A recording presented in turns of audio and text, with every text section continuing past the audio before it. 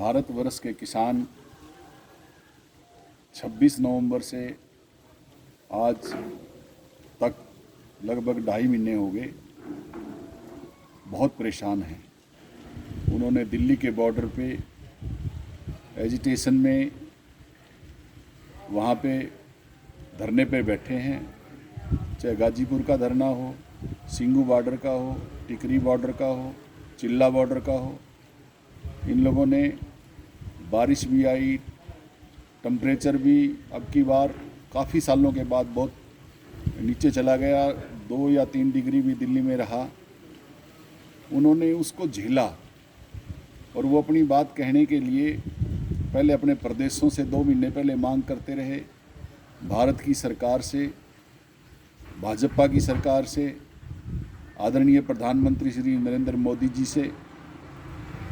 उनकी 11-12 भारत के कृषि मंत्री से मीटिंग भी हुई, लेकिन सरकार ने उनको उलझा के रखा। जो रास्ता वो देखना चाहते थे, जो उनकी मांग थी, वो उनकी ये थी कि दुनिया भर में ये कानून अमेरिका में लागू हुआ, वहाँ भी किसानों की ज़मीन छिन गई और उनको ये डर है कि हमारी ज़मीन चली जाएगी। उन्होंने अपनी समझ से इन 3 काले कानूनों का विरोध किया। उन्होंने भारत की सरकार से, नरेंद्र मोदी जी से एमएसपी की मांग की।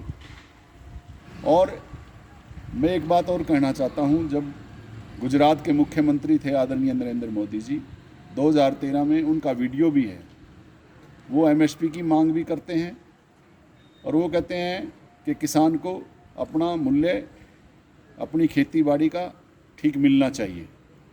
लेकिन अब वो उस रास्ते को भूलकर और पार्लियामेंट के अंदर अरुण जेटली जी और सुषमा स्वराज के जो बयान थे इस कृषि खेती के बारे में, हिंदुस्तान की अनाज मंडियों के हित में भी थे और किसानों के हित में भी थे। और आज नरेंद्र मोदी जी की सरकार उनके उलट, सुषमा स्वराज जी के उनके उलट बिल्कुल एकदम किसानों के विरोध में इन कानूनों को लेकर आई है। देवेंद्र शर्मा जी का एक लेख दैनिक ट्रिब्यून में पढ़ा है, जिसमें ये आया है कि अमेरिका में ये कानून लागू हुआ, एक व्यक्ति के पास तो 2 लाख एकड़ से ज़मीन ज़्यादा हो गई और एक परिवार के पास 1,90,000 एकड़ हो गई। इसी प्रकार यहाँ के किसान ये समझते हैं और ये सच भी लगता है, अमेरिका की बात को देखते हैं कि वहाँ पे कैसा व्यवहार हुआ। और यहाँ का किसान ज़मीन से बहुत प्यार करता है। भारत का किसान स्वामित्व चाहता है, अपना चाहता है, मालिकाना हक चाहता है।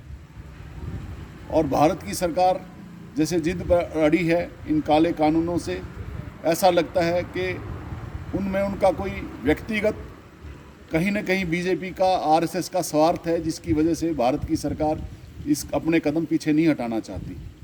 और अब तो पिछले कई दिन से 26 जनवरी के बाद जैसे बॉर्डरों पे कीलें गाड़ी गई, जैसे सीमेंट का प्रयोग किया गया, कंक्रीट तारों का प्रयोग किया गया, ऐसा लगता है कि हम पाकिस्तान और भारत के बॉर्डर पे खड़े हैं। क्योंकि भाजपा की भाषा तो या तो हिंदू मुस्लिम पे खड़ी होती है या भारत पाकिस्तान पे खड़ी होती है।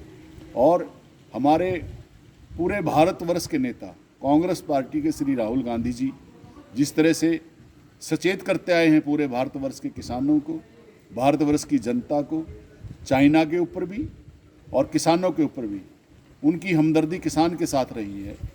उन्होंने भी नरेंद्र मोदी जी की सरकार से कई बार ये कहा कि इन काले कानूनों को आप वापस लो।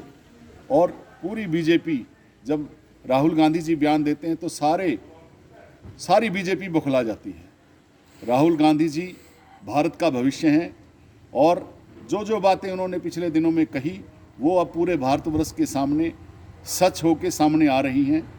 हमारा आपसे निवेदन है कि पूरी पार्लियामेंट में, राज्यसभा में पूरी बहस हुई है, सभी विपक्षी नेताओं ने अपनी बात रखी है। और जैसे कृषि मंत्री का बयान है, ऐसा नहीं लगता कि ये सरकार किसानों से कोई समझौता करेगी, किसानों की बात मानेगी, किसानों के हित में काम कर रही है। सब ये बातें झूठी लग रही हैं। और मैं भारत के आदरणीय प्रधानमंत्री श्री नरेंद्र मोदी जी से ये प्रार्थना करता हूँ कि किसान हित में इस देश में इस एजिटेशन को बंद करो, इन काले कानूनों को वापस लो और उनको MSP देने की बात करो। जय हिंद, जय भारत, जय कांग्रेस।